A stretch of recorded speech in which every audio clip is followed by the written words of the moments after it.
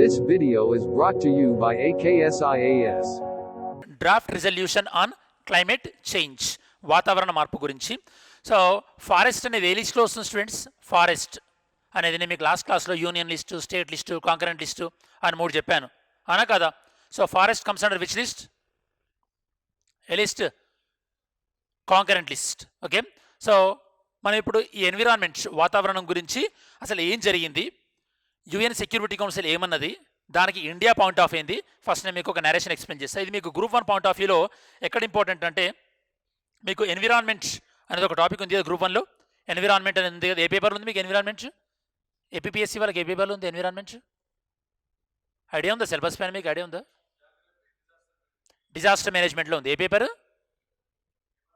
Paper 1లో ఉందా? Okay. Telangana వాళ్ళకి geography and environment ఉంది, పేపర్ 3 అనుకుంటా, టీఎస్పీఎస్సీ గ్రూప్ 1 వాళ్ళకి. సరే, అసలు న్యూస్ ఏందో మనం డిస్కస్ చేద్దాం ఒకసారి. ఈ న్యూస్ ఏంటంటే, యుఎన్ సెక్యూరిటీ కౌన్సిల్ వాళ్ళు ఈ యొక్క వాతావరణ మార్పు గురించి మనము ఒక రకమైనటువంటి వ్యవస్థను నెలకొల్పాలి అని యుఎన్ సెక్యూరిటీ కౌన్సిల్ వాళ్ళు ఒక ప్రతిపాదన తెచ్చారనమాట. యుఎన్ సెక్యూరిటీ కౌన్సిల్ వాళ్ళు ప్రతిపాదన ఏం తెచ్చారు? ఏదైతే కనుక క్లైమేట్ చేంజ్ వాతావరణ మార్పు ఏదైతే జరుగుతుందో దీనిపైన మనము కొన్ని రిపోర్ట్స్ పబ్లిష్ చేయించాలి అని యుఎన్ సెక్యూరిటీ కౌన్సిల్ వాళ్ళు అంటున్నారు. ఇండియా, రష్యా దీనిపైన అభ్యంతరం చెప్పాయి. మనం already last week current affairs క్లాస్లో ఇండియా రష్యా రిలేషన్స్ చూసాం, గుర్తుందా మీకు? భారత్ రష్యా రాష్ట్ర ప్రెసిడెంట్ మన ఇండియాకి వచ్చారు, సమావేశాలు జరిగాయి. ఆ వీడియో మీకు యూట్యూబ్లో ఉంది, వినండి మళ్ళీ ఒకసారి. ఇండియా రష్యా ఆబ్జెక్షన్ చెప్పాయి. ఏమని ఆబ్జెక్షన్ చెప్పాయి? ఇలా క్లైమేట్ విషయాలు యుఎన్ సెక్యూరిటీ కౌన్సిల్ డీల్ చేయడం మాకు ఇష్టం లేదు. ఎందుకై ఉంటుంది రీజన్? ఇండియా ఎందుకు ఆబ్జెక్షన్ చెప్పింది? క్లైమేట్ చేంజ్ని మనం కంట్రోల్ చేయాలి కదా, అందరము మంచిదే కదా, మరి ఇండియా ఎందుకు ఆబ్జెక్ట్ చెప్పింది దీనికి? Any idea?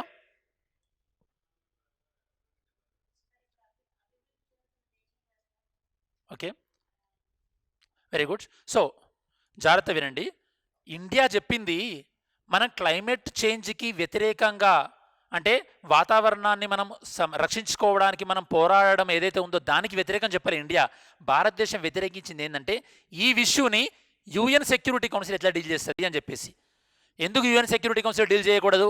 ఆల్రెడీ ఇలాంటి వాతావరణ మార్పులను డీల్ చేయడానికి మన దగ్గర ఉన్నటువంటి వ్యవస్థ ఏంది? ప్రపంచవ్యాప్తంగా ఉన్నటువంటి వ్యవస్థ ఏంటి?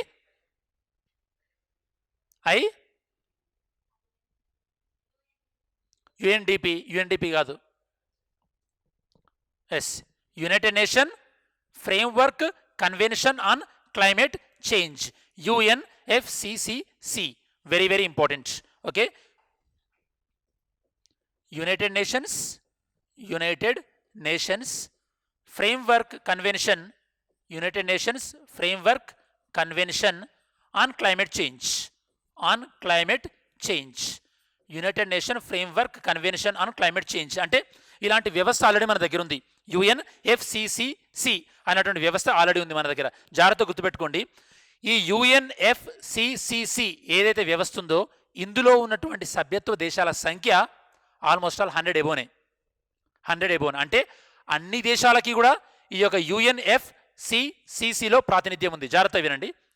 మరి యుఎన్ సెక్యూరిటీ కౌన్సిల్లో ఎన్ని దేశాలకు ప్రాతినిధ్యం ఉంది? How many countries having the representation in UN security council? ఎన్ని దేశాలకు ప్రాతినిధ్యం ఉంటుంది స్టూడెంట్స్? కేవలం 15 మాత్రమే. కేవలం 15. ఈ 15లో కూడా మళ్ళీ ఏంటి? 5 ఏమో పర్మనెంట్ కంట్రీస్, 10 ఏమో టెంపరీ కంట్రీస్. అంటే మన భారతదేశం ఏం చెప్తుందంటే, వాతావరణ మార్పు అన్నటువంటి ఇంత ఇంపార్టెంట్ విషయాన్ని కేవలం 15 దేశాలే డిసైడ్ చేసేలా.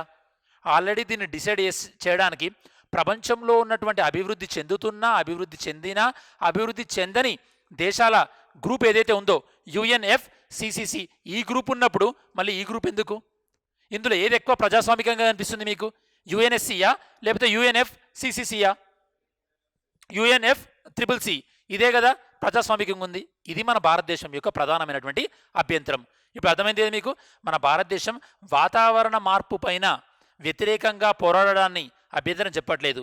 మన భారతదేశము రష్యా యొక్క ప్రధానమైనటువంటి అభ్యంతరం ఏంటంటే, దీన్ని ఏ వ్యవస్థ అయితే డీల్ చేస్తుందో ఆ డీల్ చేస్తున్నటువంటి వ్యవస్థలో అన్ని దేశాల ప్రాతినిధ్యం లేదు. ఇందులో కూడా మళ్ళీ ఎవరి డామినెన్స్ ఉంటుంది? ఈ యొక్క పర్మనెంట్ కంట్రీస్, శాశ్వత దేశాల యొక్క డామినెన్స్ ఉంటుంది కాబట్టి అప్పుడు వాళ్ళు ఏ నిర్ణయం తీసుకుంటే ఆ నిర్ణయమే ఐక్యరాజ్య సమితి ఫాలో అవ్వాలి, అవునా కదా? అవి ఆల్రెడీ డెవలప్డ్ అయినటువంటి కంట్రీస్. వాళ్ళేం చెప్తారు? వాళ్ళు కార్బన్ మొత్తం తగ్గించేయాలి, మొత్తం సోలారే ఎంకరేజ్ చేయాలంటారు. అది అభివృద్ధి చెందని దేశాలలో కానీ అభివృద్ధి చెందుతున్న మన దేశాల్లో కానీ పాసిబుల్ అవుతుందా? పాసిబుల్ అవ్వదు. ఇది మన భారతదేశము రష్యా యొక్క ప్రధానమైనటువంటి అభ్యంతరం. ఇప్పుడు మీకు ఓవరాల్గా మనం డిస్కస్ చేయబోతున్న థీమ్ ఏందో అర్థమైంది కదా? ఓకే, ఇక్కడ ఇంకొక విషయం బేసిక్ థింగ్ ఏంటంటే మీకు అర్థం కావాల్సింది, ఈ యొక్క యుఎన్ సెక్యూరిటీ కౌన్సిల్లో 5 పర్మనెంట్ కంట్రీస్ అని చెప్పాను కదా స్టూడెంట్స్. ఈ 5 పర్మనెంట్ కంట్రీస్ ఏమేమి ఉన్నాయి ఇక్కడ మీకు? రష్యా అండ్ చైనా, దాంతోపాటు then England, that means UK, ఇంకా ఫస్ట్ ఫ్రాన్స్ అండ్ యుఎస్ఏ. ఇది 5 పర్మనెంట్ కంట్రీస్. మరి 10 టెంపరీ అన్నా కదా, ఇవి ఎవరైనా జనరల్గా చెప్తారు. 10 టెంపరీ అన్నా కదా, ఈ టెంపరీ అనేది ఏ బేస్ మీద ఇస్తారంటే కాంటినెంట్, ఖండాలను బట్టి ఇస్తారనమాట. ఫర్ ఎగ్జాంపుల్ ఏషియా ఆఫ్రికా ఉందనుకోండి. ఆసియా దేశం నుంచి ఆఫ్రికా దేశం నుంచి టెంపరీగా అట్లీస్ట్ ఈ 2 ఖండాల నుంచి ఎన్ని దేశాలను తీసుకుంటారు? 5 దేశాలు. అలానే ఈస్టర్న్ యూరప్ అంటే తూర్పు ఐరోపా, ఇక్కడ నుంచి ఒక రిప్రజెంటేషన్ ఉంటుంది. దాంతోపాటు వెస్టర్న్ యూరప్ నుంచి 2 దేశాల రిప్రజెంటేషన్ ఉంటుంది. దాంతోపాటు లాటిన్ అమెరికా,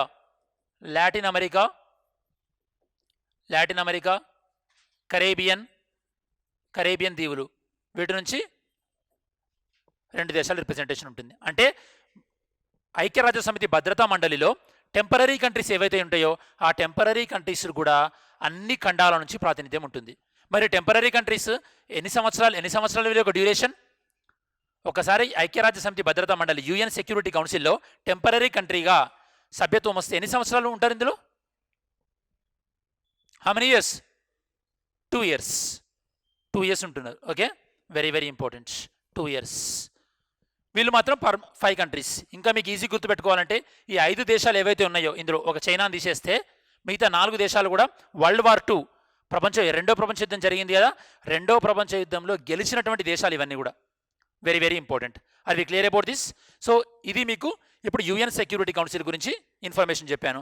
ఎందుకు యుఎన్ సెక్యూరిటీ కౌన్సిల్ గురించి మనం మాట్లాడుకుంటున్నాం? ఎందుకంటే యుఎన్ సెక్యూరిటీ కౌన్సిల్ వాతావరణ మార్పు గురించి ఏదైతే డీల్ చేద్దామని అనుకుంటుందో అది మన భారతదేశము వ్యతిరేకిస్తుంది. క్లారిటీ ఉంది కదా లాజిక్? జాగ్రత్త వినండి. ఇప్పుడు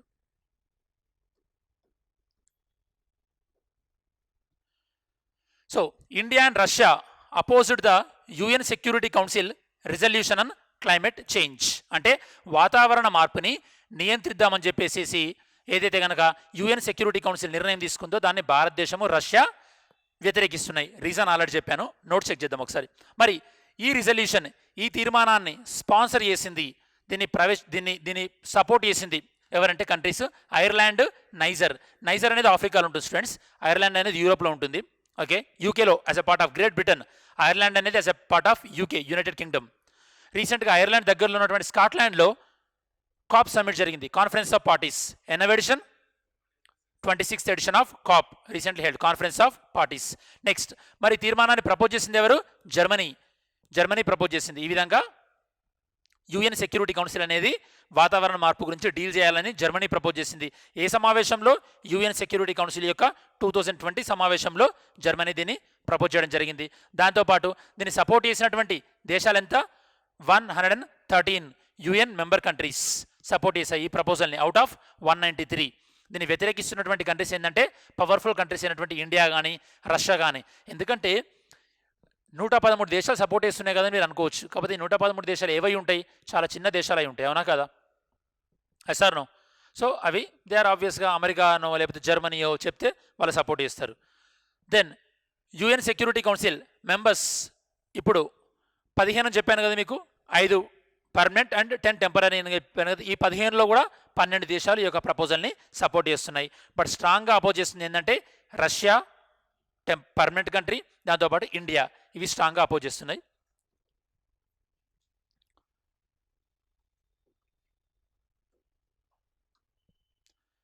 నెక్స్ట్, ఈ యొక్క యునైటెడ్ సెక్యూరిటీ కౌన్సిల్ అనేది ఐక్యరాజ్య సమితిలోని 6 ఆర్గాన్స్ ఏవైతే ఉంటాయో, అంటే 6 పార్ట్స్ ఏవైతే ఉంటాయో ఐక్యరాజ్య సమితిలో యుఎన్ సెక్యూరిటీ కౌన్సిల్లో 6 ఇది కూడా ఒకటన్నమాట.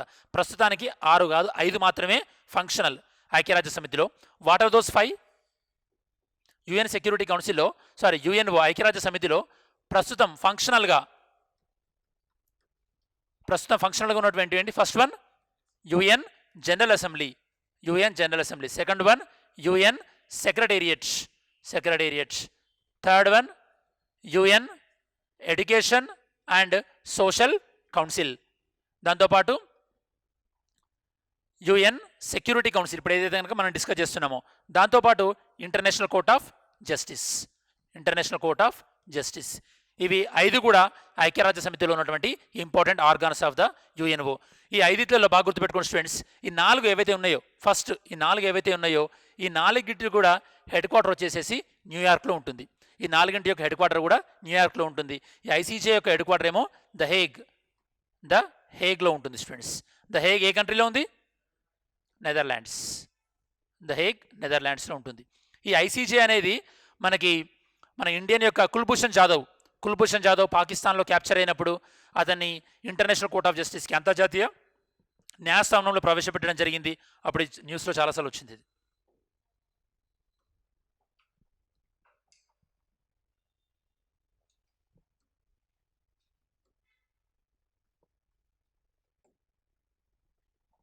Sorry,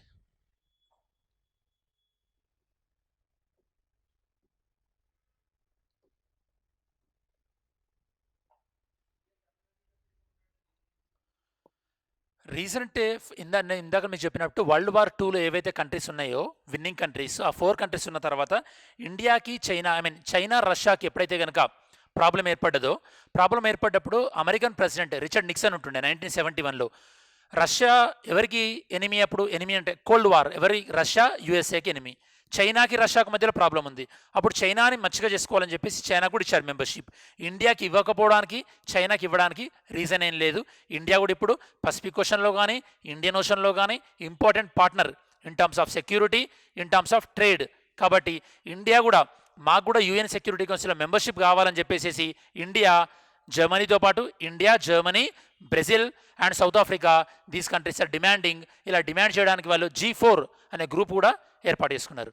so India is demanding for membership in the UN security council. There is no reason for denying membership for UN security council. UN security కౌన్సిల్లో మెంబర్షిప్ ఇవ్వడానికి మీ జీడిపి ఇంతే ఉండాలి, లేకపోతే కనుక బిగ్గెస్ట్ కంట్రీ అయి ఉండాలి, ఇట్లాంటి రూల్స్ ఏం లేవు. ఎందుకంటే మన యూకేతో కంపేర్ చేసినా, ఫ్రాన్స్తో కంపేర్ చేసినా, ఈవెన్ రష్యాతో కంపేర్ చేసినా మన జీడిపి చాలా ఎక్కువ ఉంటుంది. ఓకే, అవి క్లియర్?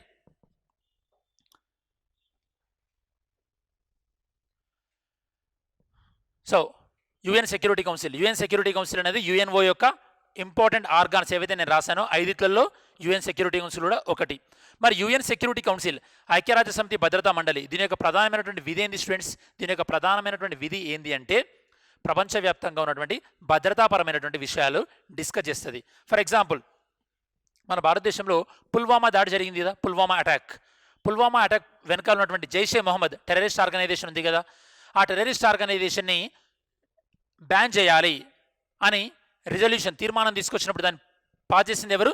UN security council. అంటే అలా అంతర్జాతీయ సమాజం ఏవైతే కనుక సవాళ్ళను ఎదుర్కొంటుందో సెక్యూరిటీ పాయింట్ ఆఫ్ వ్యూలో, ఓకే, భద్రతా విషయాల పాయింట్ ఆఫ్ వ్యూలో, అప్పుడు ఈ యుఎన్ సెక్యూరిటీ కౌన్సిల్ ఏం చేస్తుందంటే రిజల్యూషన్స్ పాస్ చేసి అలాంటి తీవ్రవాద సంస్థల్ని బ్యాన్ చేస్తుంది అనమాట, జైషే మొహమ్మద్ లాంటి తీవ్రవాద సంస్థల్ని. దాంతోపాటు మీరు వినుంటారు న్యూస్ పేపర్లో గ్రే లిస్ట్, బ్లాక్ లిస్ట్ అని చెప్పేసి. అంటే ఏదైనా ఒక దేశము తీవ్రవాద కార్యకలాపాలను ప్రోత్సహిస్తే కనుక ఫస్ట్ వాళ్ళకి వార్నింగ్ ఇచ్చి గ్రే లిస్ట్లో పెడతారు. అప్పటికి వినపోతే కనుక వాళ్ళని బ్లాక్ లిస్ట్లో పెడతారు అనమాట. బ్లాక్ లిస్ట్లో పెడితే ఏమవుతుంది? ఆ దేశానికి సంబంధించినటువంటి ఎకనామిక్ శాంక్షన్స్, ఆర్థికపరమైనటువంటి ఆ దేశం పైన నిబంధనలు చాలా కఠినంగా ఉంటాయి అన్నమాట. ఓకే, ఇలాంటివన్నీ కూడా యుఎన్ సెక్యూరిటీ కౌన్సిల్ చేస్తుంటుంది. నేను మీకు ఆల్రెడీ చెప్పాను యుఎన్ సెక్యూరిటీ కౌన్సిల్లో ఉన్నటువంటి పర్మనెంట్ కంట్రీస్ గురించి, టెంపరీ కంట్రీస్ గురించి. ఆ టెంపరీ కంట్రీస్ కూడా ఏ కాంటినెంట్ నుంచి ఏ విధంగా రిప్రజెంటేషన్ ఉంది కూడా నేను మీకు చెప్పాను. ఫైనల్గా India is asking for the permanent membership in the UN security council. ఇందాక డౌట్ అడిగినట్టు. సో అవి డిస్కస్డ్ ఆల్రెడీ. ఓకే, నెక్స్ట్ మరి ఈ ప్రపోజల్ ఏం చెప్తుంది? ఇండియా వ్యతిరేకిస్తుందని చెప్పాను నేను మీకు స్టార్టింగ్లోనే. ఈ ప్రపోజల్ ఏం చెప్తుందంటే మనము యుఎన్ సెక్యూరిటీ కౌన్సిల్లో ఒక ప్లాట్ఫామ్, ఒక వేదికను ఏర్పాటు చేసుకుందాం, ఆ వేదికలో దేని గురించి డిస్కస్ చేద్దాం, వాతావరణ మార్పు గురించి డిస్కస్ చేద్దామని అంటున్నారు వీళ్ళు. మరి అలా డిస్కస్ చేస్తే ఆ వేదికలో ఎన్ని దేశాలు ఉంటాయని మీకు చెప్పైనా ఓన్లీ 15 కంట్రీసే ఉంటాయి. అది కరెక్టేనా? కరెక్టే కాదు. మళ్ళీ అందులో ఎవరు డామినేన్స్ ఉంటుంది? 5 పర్మనెంట్ కంట్రీస్ డామినెంట్ ఉంటుంది. అంటే వాళ్ళు ఏం చెప్తే అది, ఎందుకంటే మీరు ఆల్రెడీ చదివి ఉంటారు, ఈ 5 పర్మనెంట్ కంట్రీస్ ఏవైతే ఉన్నాయో యూఎన్ సెక్యూరిటీ కౌన్సిల్లో వాటికి వీటో పవర్స్ ఉంటాయి. కాబట్టి ఆ యొక్క ప్లాట్ఫామ్ ఏదైతే ఉందో దాన్ని మన భారతదేశం రిజెక్ట్ చేస్తుంది. దాంతోపాటు ఈ యూఎన్ సెక్యూరిటీ కౌన్సిల్ ఇంకేం ప్రపోజల్ చేసిందంటే ఈ యొక్క యూఎన్ సెక్రటరీ జనరల్, ఈ యూఎన్ సెక్రటరీ జనరల్ అనే పర్సన్ ఎవరైతే ఉన్నారో వాళ్ళు వాతావరణ మార్పు గురించి ప్రతి సంవత్సరము ఒక రిపోర్ట్ ఇవ్వాలి మాకు యూఎన్ సెక్యూరిటీ కౌన్సిల్ వాళ్ళకి. అంటే ఇదంతా కూడా ఈ 5 కంట్రీస్ డామినేట్ చేస్తున్నట్టు ఉందా లేదా? 5 కంట్రీస్లో రష్యాని తీసేయండి, రష్యా దీన్ని వ్యతిరేకంగా ఉంది. మిగతా 4 కంట్రీస్ కూడా యూఎన్ సెక్రటరీ జనరల్ ఎవరైతే ఉన్నారో, ప్రజెంట్ ఎవరు UN secretary general? Antonio girders from Portugal. Okay, UN secretary general every year annual report ఇవ్వాలని వీళ్ళు చెప్పడం జరిగింది. దాంతోపాటు ఈ యొక్క క్లైమేట్ సెక్యూరిటీ అంటే వాతావరణ మార్పు వల్ల వచ్చేటటువంటి ప్రాబ్లమ్స్ గురించి ఈ యొక్క యూఎన్ సెక్యూరిటీ కౌన్సిల్ ఒక స్పెషల్ ఏజెన్సీని మేము అపాయింట్ చేస్తాం. దీని ద్వారా ఏమవుతుంది, మళ్ళీ వేరే దేశాలపైన ఇండైరెక్ట్గా కంట్రోల్ అయ్యే అవకాశం ఉంటుంది. ఇది అపాయింట్ చేస్తామంటున్నారు. దాంతోపాటు ఈ యొక్క క్లైమేట్ చేంజ్ గురించి యుఎన్ఓ సంస్థలు ఏదైతే ఉన్నాయో ప్రపంచవ్యాప్తంగా వాళ్ళు రెగ్యులర్గా మాకు రిపోర్ట్స్ ఇవ్వాలంటున్నారు. ఎవరు? యుఎన్ సెక్యూరిటీ కౌన్సిల్ వాళ్ళు. ప్రపంచవ్యాప్తంగా కూడా యుఎన్ఓకి సంబంధించినటువంటి ఆర్గనైజేషన్స్ వర్క్ చేస్తుంటాయి. మీరు చూస్తుంటారు, ఈవెన్ మన ఇండియన్ మిలిటరీ కూడా వేరే దేశాలలో పనిచేస్తుంటారు యుఎన్ఓకి ప్రాతినిధ్యంగా. ఇంటర్నేషనల్ పీస్ కీపింగ్ ఫోర్స్ అంటారు వాళ్ళను. ఐడియా ఉందా? ఇలా ప్రపంచవ్యాప్తంగా యుఎన్ఓకి, ఐక్యరాజ్య సమితికి ఎక్కడెక్కడైతే కనుక వివిధ ఆర్గనైజేషన్స్ ఉన్నాయో, ఏజెన్సీస్ ఉన్నాయో, సంస్థలు ఉన్నాయో వాళ్ళు కూడా క్లైమేట్ చేంజ్ గురించి మాకు రిపోర్ట్ ఇవ్వాలని చెప్పేసి యుఎన్ సెక్యూరిటీ కౌన్సిల్ అడుగుతున్నారనమాట. మరి ఇవన్నీ వీళ్ళు చేసిన తర్వాత UNFCCC మనం ఇందాక డిస్కస్ చేసినట్టు వాళ్ళ యొక్క అధికారాలని వీళ్ళు తీసుకుంటున్నట్టే కదా, దీన్ని ఇండియా కంప్లీట్గా అపోజ్ చేస్తుంది. నెక్స్ట్, మరి క్లైమేట్ చేంజ్కి ఇంటర్నల్ సెక్యూరిటీకి రిలేషన్ ఏంది? What is the link between the climate change and internal security అంటే వాతావరణ మార్పుకి దాంతోపాటు ఓకే క్లైమేట్ చేంజ్.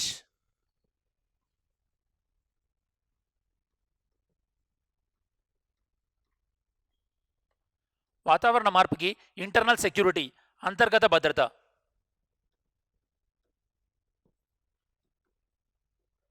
అంతర్గత భద్రత లింక్ ఏంటి? ఎప్పుడైతే కనుక వాతావరణ మార్పు వస్తుందో అప్పుడు ఏం జరిగే అవకాశం ఉంటుంది? కరువు వచ్చే అవకాశం ఉంటుంది. దాంతోపాటు నదీ జలాల విషయంలో వివిధ దేశాల మధ్యలో కాన్ఫ్లిక్ట్స్, గొడవలు వచ్చే అవకాశం ఉంటుంది. ఎప్పుడైతే కరువు వస్తుందో అప్పుడు ఏం జరుగుతుంది? వలస వెళ్ళే అవకాశం ఉంటుంది. అవునా కదా? రెఫ్యూజీ క్రైసిస్, దీని మన తెలుగులో శరణార్థులు అంటారు. శరణార్థుల యొక్క సమస్య పెరిగే అవకాశం ఉంటుంది. మరి ఎప్పుడైతే కనుక రెఫ్యూజీస్ వేరే దేశం నుండి మన దేశానికి వస్తారో అప్పుడు వేరే దేశం నుంచి ఒక దేశం నుంచి ఇంకో దేశానికి వెళ్తారో అప్పుడు ఏం సమస్యలు వస్తాయి? అంతర్గత భద్రత సమస్యలు వస్తాయి. కాబట్టి climate change is always related to the internal security, అంతర్గత భద్రతకు సంబంధించినటువంటి అవసరం. ఒకసారి నేను మీకు ఈ విధంగా కొన్ని బేసిక్ టర్మినాలజీ తెలుగులో కూడా రాసి ఎక్స్ప్లెయిన్ చేసిన అంటే దాని నుంచి ఫర్దర్ ఇన్ఫర్మేషన్ మీరు నోట్స్ ఇంప్రూవ్ చేసుకొని ట్రై చేయండి, దీన్ని స్టాండర్డ్గా తీసుకొని. వినడం ఎన్నిసార్లైనా వినొచ్చు, ఎందుకంటే మన ఛానల్లో ఉంటాయి కాబట్టి వీడియోస్. నెంబర్ ఆఫ్ టైమ్స్ విని నెక్స్ట్ క్లాస్లో ఏం డౌట్ ఉన్నప్పుడు అడగండి. Next, criticism. మరి మనం ఆల్రెడీ డిస్కస్ చేసాం. దీనిపైన ప్రధానమైనటువంటి విమర్శలు ఏంటంటే ఆల్రెడీ మనకి UNFCCC ఉంది. అది ఉండంగా ఇది తీసుకురావడం అంటే దాని నుంచి మనము డీవియేట్ అవుతున్నట్టే కదా, దాని నుంచి మనం పక్కదారి పడుతున్నట్టే కదా. ఇది ప్రధానమైనటువంటి విమర్శ. రెండవ విమర్శ ఏంటంటే ఆల్రెడీ మన భారతదేశము మన జరిగినటువంటి COP26 గ్లాస్గోలో జరిగినటువంటి సమావేశంలో భారతదేశంతో పాటు కొన్ని అభివృద్ధి చెందుతున్నటువంటి దేశాలు మేము వాతావరణ మార్పుని తగ్గించడానికి మేము ఎఫర్ట్స్ పెడతామని అన్నారు. ఇప్పుడు ఆ UNFCCCని పక్కన పెట్టేసేసి మళ్ళీ UN సెక్యూరిటీ కౌన్సిల్ రావడం వల్ల ఇప్పుడు మన భారతదేశంతో పాటు మిగతా అభివృద్ధి చెందుతున్న దేశాలు చేసినటువంటి ప్రయత్నాలన్నీ వృధాగా పోయే అవకాశం ఉందా లేదా? అదొక point of view. Third one ఏంటంటే ఇవి UNFCCC అంటే వీళ్ళ దగ్గరనేమో ఎక్స్పర్ట్స్ ఉంటారు, నిష్ణాతులు ఉంటారు. అదే UN సెక్యూరిటీ కౌన్సిల్ దగ్గర మళ్ళీ ఎక్స్పర్ట్స్ ఉంటారా? ఉండరు. అంటే వాతావరణ మార్పులు ఎలా తగ్గించాలి, కార్బన్ ఉద్గారాలు, కార్బన్ ఎమిషన్స్ని ఎలా తగ్గించాలి, సోలార్ ఎనర్జీని ఎలా పెంచాలి, ఇట్లాంటి ఎక్స్పర్టైజ్ ఉందా వీళ్ళ దగ్గర? ఎక్స్పర్టైజ్ లేదు. Finally decision making. ఈ యొక్క యుఎన్ఎఫ్ ట్రిపుల్సీలో ఎంతమంది ఉన్నారు కంట్రీస్? 100 అబోవ్ కంట్రీస్ ఉన్నారు. అదే యుఎన్ సెక్యూరిటీ కౌన్సిల్లో కేవలం 15 దేశాలు మాత్రమే ఉన్నాయి. అది ప్రజాస్వామికమైన నిర్ణయం అవుద్దా? అవ్వదు. సో ఇవన్నీ కూడా ప్రధానమైనటువంటి విమర్శలు. అర్థమవుతున్నట్టే కదా స్టూడెంట్స్? ఇవి ప్రధానమైనటువంటి విమర్శలు. దేని గురించి? యుఎన్ సెక్యూరిటీ కౌన్సిల్ ఒకవేళ వాతావరణ మార్పు గురించి సంబంధించినటువంటి విషయాలని ప్రతిపాదిస్తే, డీల్ చేస్తే కనుక ఉన్నటువంటి విమర్శలు. మరి ఈ పాయింట్ ఆఫ్ వ్యూలో వాతావరణ మార్పు ఈ యొక్క గ్రీన్ హౌస్ ఎఫెక్ట్ మీద కానీ, లేదా ఈ యొక్క కార్బన్ ఎమిషన్, కార్బన్ ఉద్గారాల మీద కానీ, గ్లోబల్ వార్మింగ్, వీటికి అగెనిస్ట్గా, వీటిని తక్కువ చేయడానికి మన భారతదేశం ఎలాంటి ప్రయత్నాలు చేస్తున్నది కూడా మనం తెలుసుకోవాలి కదా. As an aspirant of Indian government, మనం ఇండియన్ గవర్నమెంట్లో పార్ట్ అవుదాం అనుకుంటున్నాం కాబట్టి, మరి ఎలాంటి ప్రయత్నాలు చేస్తుంది మన భారతదేశము?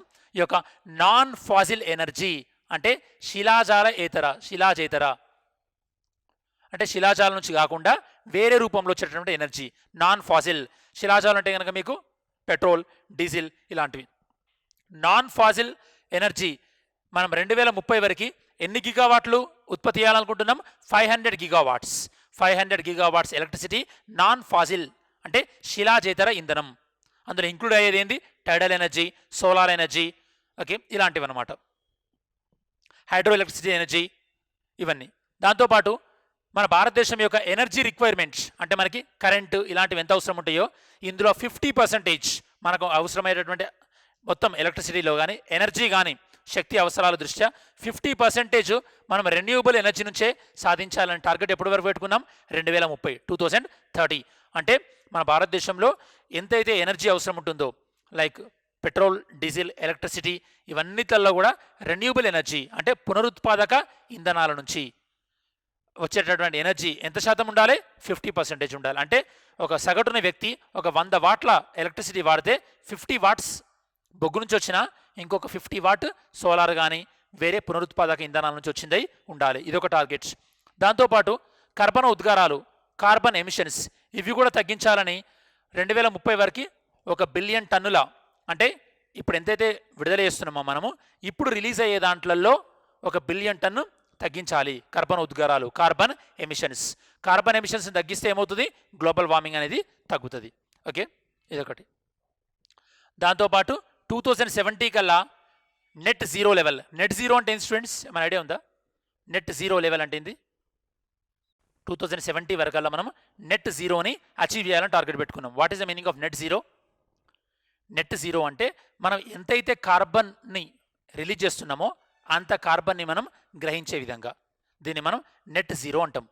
అంటే ఒక బిలియన్ కార్బన్ డైఆక్సైడ్ మన భారతదేశంలో ప్రొడక్షన్ అవుతుంది అనుకోండి, ఈ యొక్క ఫాజిల్ ఫ్యూయల్స్ని బర్న్ చేయడం వల్ల అంతే 1 బిలియన్ కార్బన్ని కూడా మళ్ళీ మనము వివిధ రూపాల్లో తగ్గించే విధంగా ఉండాలి.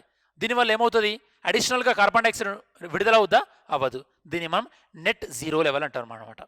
అంటే ఫర్ ఎగ్జాంపుల్ మీరు ఒక ట్యాంక్ను ఫిల్ చేస్తున్నారు అనుకోండి, ఒక ట్యాంక్ని ఒక పైప్ ద్వారా 15 మినిట్స్లో ఫిల్ చేయగలుగుతారు. 15 మినిట్స్లో ఇంకో పైప్ ద్వారా ఖాళీ అవుతుంది అనుకోండి, అప్పుడు ఏమైనా లెవెల్ ఏమవుతుంది? Zero. That is a net zero. This is very very important terminology, net zero. Next వీక్లో మనం జీరో బడ్జెట్ ఫార్మింగ్ అనేది కూడా ఒకసారి డిస్కస్ చేద్దాం. అది కూడా న్యూస్ పేపర్లో చాలాసార్లు వస్తుంది, విన్నారా పేరు? Zero budget farming. ఫైన్. మరి ఇండియా ఇంకా ఎలాంటి, ఇవన్నీ కూడా మన భారతదేశం పెట్టుకున్నటువంటి టార్గెట్స్. ఈ నెంబర్స్ మీకు ఖచ్చితంగా గుర్తుండాలి. ఓకే, మీకు గ్రూప్ 2 పాయింట్ ఆఫ్ వ్యూలో ఇంపార్టెంట్, గ్రూప్ 1 పాయింట్ ఆఫ్ వ్యూలో ఇంపార్టెంట్, యూపీఎస్సీ పాయింట్ ఆఫ్ వ్యూలో కూడా ఇంపార్టెంట్. దాంతోపాటు మీరు ఎవరైనా UPSC mains, Indian forest service రాద్దామంటే కనుక ఫారెస్ట్, క్లైమేట్ చేంజ్, ఇవి చాలా చాలా ఇంపార్టెంట్. దాంతోపాటు మన భారతదేశం తీసుకున్నటువంటి ఇనిషియేటివ్స్, ప్రతిపాదనలు ఏంది? ఫస్ట్ వన్ ఏంటంటే ఇంటర్నేషనల్ సోలార్ అలయన్స్, అంతర్జాతీయ సౌర కూటమి. విన్నారా international solar alliance? Last time explain చేశాను మీకు. కర్కట రేఖకు, మకర రేఖకు, ట్రాపిక్ ఆఫ్ క్యాన్సర్కి, ట్రాపిక్ ఆఫ్ క్యాప్రికాన్ మధ్యలో చెప్పలేదు కదా. సో ఈ ఇంటర్నేషనల్ సోలార్ అలయన్స్ అంటే ఏంటంటే స్టూడెంట్స్, ఇంటర్నేషనల్ సోలార్ అలయన్స్ అంటే ఏంటంటే సింపుల్ లాజిక్ గుర్తుపెట్టుకోండి. ఇది ఈక్విటార్, భూమధ్య రేఖ కదా, ఇది ట్రాపిక్ ఆఫ్ క్యాన్సర్ కర్కట రేఖ, ఇది trophic of Capricorn Makar Rekha. So సంవత్సరంలో ఈ రేంజ్లోను మాత్రమే, ఒక ఇయర్లో ఈ రేంజ్లోను మాత్రమే సన్లైట్ అనేది మ్యాక్సిమం ఉంటుంది. తెలుసు కదా మీకు ఈ విషయం, బేసిక్ జాగ్రఫీ. అంటే సన్లైట్ పర్పెండిక్యులర్గా సంవత్సరంలో ఒక్కసారైనా కనీసం ఇక్కడే ఉంటుంది. ఇది దాటిన తర్వాత సన్ రైస్ అనేది పర్పెండిక్యులర్గా ఉండవు. అంటే ఏంది, సోలార్ ఎనర్జీ ఉండదు. ఈ రీజియన్లో ఉన్నటువంటి దేశాలన్నీ కూడా వాళ్ళ యొక్క సౌరశక్తిని వినియోగించుకోవడానికి, సోలార్ ఎనర్జీని వినియోగించుకోవడానికి, ఆ దేశాల మధ్యలో సహకారాన్ని పెంపొందించుకోవడానికి ఈ దేశాలన్నీ కూడా ఒక కూటమిలాగా ఏర్పడ్డాయి, ఒక గ్రూప్ లాగా ఏర్పడ్డాయి. దాన్నే మనం ఇంటర్నేషనల్ సోలార్ అలయన్స్ అంటాం. ఈ ఇంటర్నేషనల్ సోలార్ అలయన్స్లో రీసెంట్గా జాయిన్ అయినటువంటి కంట్రీ ఏంటంటే యుఎస్ఏ 101 మెంబర్గా జాయిన్ అయింది. సో ఇది కూడా మన భారతదేశం తీసుకున్నటువంటి ఒక మంచి ప్రయత్నం, international solar alliance. India and France, India France ఈ ప్రాజెక్ట్ని టేకప్ చేయడం జరిగింది, ఇంటర్నేషనల్ సోలార్ అలయన్స్. ఓకే, ఎప్పుడు COP21 అప్పుడు దాన్ని మనం ప్యారిస్ క్లైమేట్ అగ్రిమెంట్ అని అంటాం. COP21లో తీసుకోవడం జరిగింది. రీసెంట్గా ఇండియా ఇంకో ప్రపోజల్ కూడా స్టార్ట్ చేసింది, ఏంటంటే 1 sun 1 world 1 grids. Okay, so ఈ ప్రపోజల్ కూడా తీసుకోవడం జరిగింది. 1 సన్ 1 వరల్డ్ 1 గ్రిడ్ అంటే సౌరశక్తి ఒక దేశంలో ఎక్కువ ఉంటుంది, ఇంకో దేశంలో తక్కువ ఉంది అనుకోండి. ఫర్ ఎగ్జాంపుల్ ఇండియాలో సోలార్ ఎనర్జీ ఎక్కువ ఉంది, అదే మీరు తీసుకుంటే ఐస్లాండ్లో కానీ గ్రీన్లాండ్లో కానీ అక్కడ సోలార్ ఎనర్జీ ఉంటుందా? ఉండదు. మరి ఇప్పుడు ఏం చేయాలి? ఏ దేశంలో ఎక్కువ సోలార్ ఎనర్జీ ఉందో, ఏ దేశంలో లేదో ఇక్కడ నుంచి అక్కడికి మనం ట్రాన్స్ఫర్ చేసినట్టు ఉండాలా లేదా, ఎలక్ట్రిసిటీ ట్రాన్స్ఫర్ చేసినట్టు ఉండాలి కదా, అలా ఒక గ్రిడ్ని ఏర్పరచుకోవాలి అనే ప్రయత్నం అన్నమాట. ఇప్పుడు కూడా మన భారతదేశంలో ఒక రాష్ట్రంలో ఎలక్ట్రిసిటీ ఎక్కువ ప్రొడక్షన్ అవుతుంది, ఇంకో రాష్ట్రంలో తక్కువ ఉంటుంది.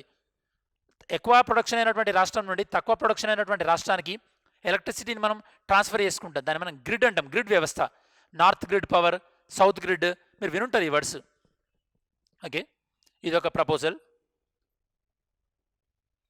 దాంతోపాటు ఇండియా ఈ యొక్క collaboration for disaster resilient infrastructure అంటే విపత్తులను తట్టుకొని నిలబడేటటువంటి మౌలిక వసతులను కల్పించాలి అనే కొన్ని దేశాలు ఒక గ్రూప్ ఏర్పడ్డాయి. అందులో కూడా మన భారతదేశము చాలా చాలా చురుకైనటువంటి పాత్రను పోషిస్తుంది. ఎందుకంటే రాను రాను వాతావరణ మార్పుల వల్ల డిజాస్టర్స్ ఎక్కువ వచ్చే అవకాశం ఉందా లేదా, విపత్తులు ఎక్కువ వచ్చే అవకాశం ఉంది కదా, మరి దాన్ని తట్టుకునే విధంగా ఉండాలి కదా మన రోడ్లు కానీ లేకపోతే ఇల్లులు కానీ ఏవైనా సరే. సో ఆ ఇనిషియేటివ్లో కూడా మన భారతదేశం ప్రధానమైనటువంటి పాత్ర పోషిస్తుంది.